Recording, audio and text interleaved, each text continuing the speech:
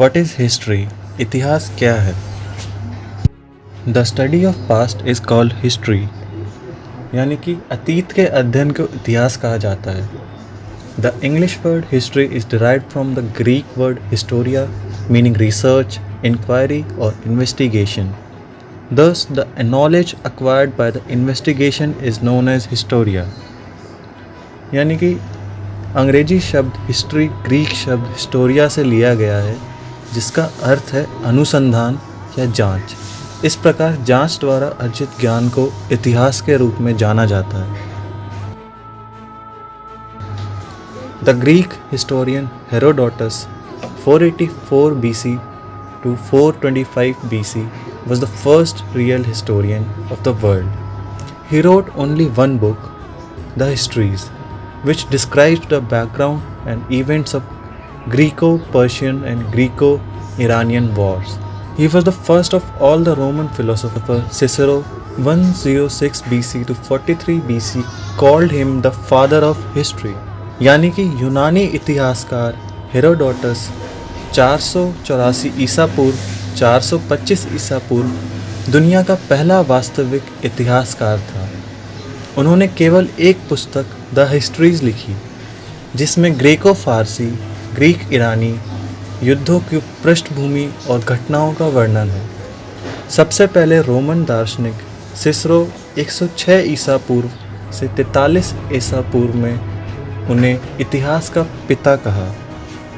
The German historian Leopold von Ranke 1795 to 1886 AD is known as the father of modern history. According to Ranke, the task of historian was to describe the past as it is, as it actually was.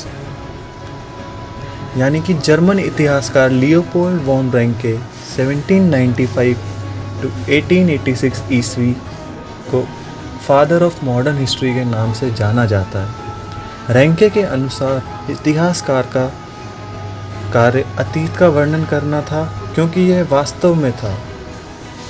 The German philosopher Hegel once said history repeats itself.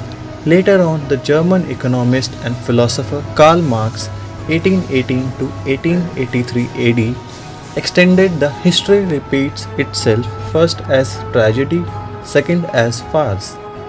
German दार्शनिक Hegel 1770 से 1831 ईस्वी में